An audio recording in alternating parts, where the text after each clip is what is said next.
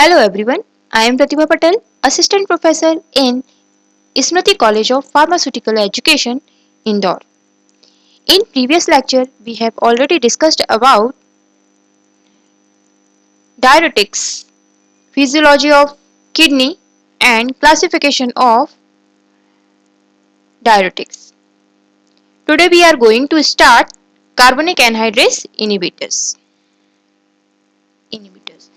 So carbonic anhydrase inhibitors are derived from sulfonamide antibacterials. It have a unsubstituted SO2 NH2 group, that is sulfamyl group. This sulfamyl group is attached with either heterocyclic ring or benzene ring. So accordingly, carbonic anhydrase inhibitor have divided into two types. First group is simple heterocyclic sulfonamide or second one is meta disulfonamyl benzene derivatives. In this structure,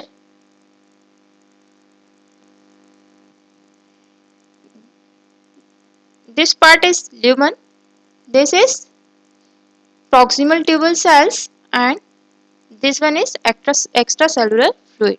So with the help of this diagram, we can easily understood about mechanism of action of carbonic anhydrase inhibitors. So when the filtrate come into the proximal tubules, so in the lumen, sodium bicarbonate break down into sodium ion and bicarbonate ion. So this bicarbonate ion combined with hydrogen ion convert into carbonic acid in the presence of carbonic anhydrase enzyme. Again, in the presence of carbonic anhydrase enzyme, it break into water and carbon dioxide ion. After that, water is entered into PT cell with the help of a channel present in the this water, and carbon dioxide is a gas, so it also diffused into PT cell. After that, both are combined, and in the presence of carbonic anhydrase enzyme convert into carbonic acid. It again break down in bicarbonate ion and hydrogen ion. Okay, and finally this bicarbonate ion and sodium ion are reabsorbed in extracellular fluid with the help of this channel. This channel is sodium bicarbonate symporter. Okay, so this is a normal process, but in the presence of carbonic anhydrase inhibitors, carbonic anhydrase inhibitor inhibit carbonic anhydrase enzyme. So in this process, every step proceed by carbonic anhydrase enzyme. So after the inhibition of carbonic anhydrase enzyme, all these steps are blocked. So finally sodium and bicarbonate ion are not produced and not reabsorbed. Okay, and carbonic anhydrase inhibitors inhibit this sodium bicarbonate symporter. So sodium and bicarbonate are not reabsorbed. Okay, so finally sodium and bicarbonate are excrete with urine. Okay, so sodium and bicarbonate are excreted with urine. ये देखिए ये कौन सा part है lumen, ये proximal tubule cells and this is extracellular fluid. जैसे ही filtrate proximal tubules में एंटर करेगा तो ल्यूमेन में क्या होगा, जो ये सोडियम बाइकार्बोनेट है ये ब्रेक डाउन होगा सोडियम में और बाइकार्बोनेट आयन में. ये बाइकार्बोनेट आयन हाइड्रोजन आयन से रिएक्ट करके बनाएगा carbonic acid in the presence of carbonic anhydrase inhibitors.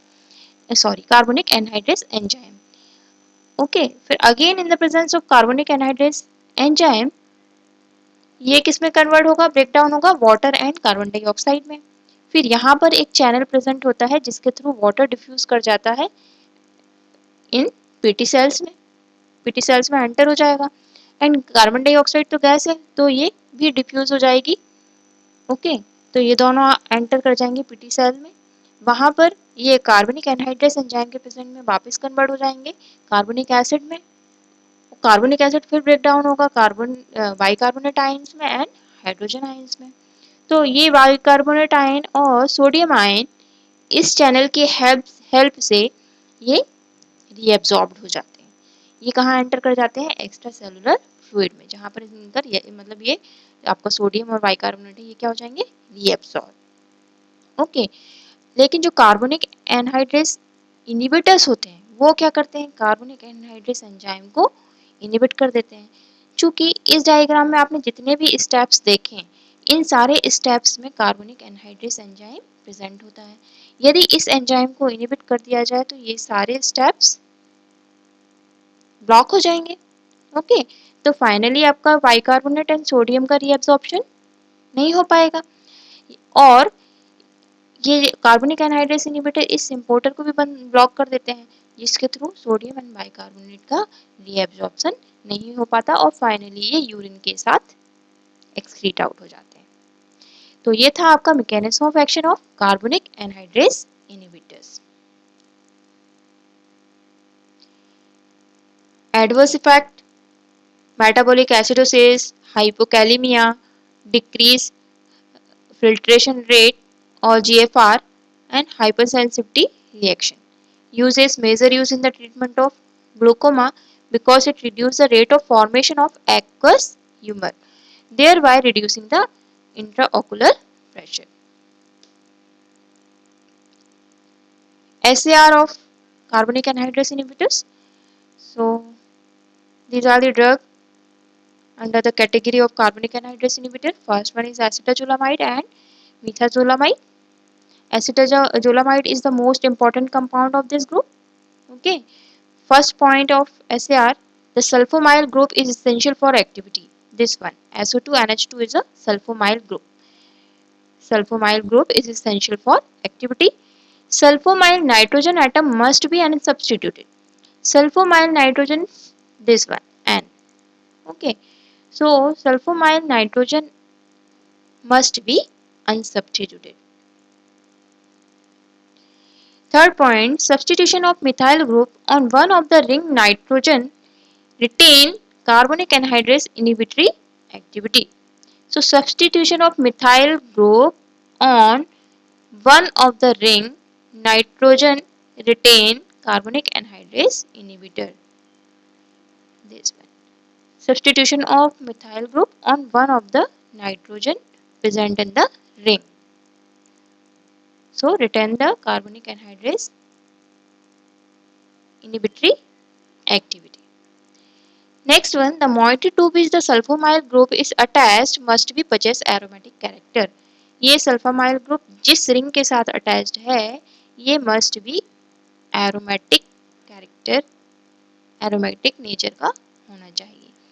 मतलब ये सल्फोमाइल जिस भी रिंग से अटैच है वो आपकी जो है वो एरोमेटिक रिंग ही होगी, होनी चाहिए, तभी आपका कार्बनिक एनहाइड्रेस एक्टिविटी रिटेन रहेगी। Okay, thank you.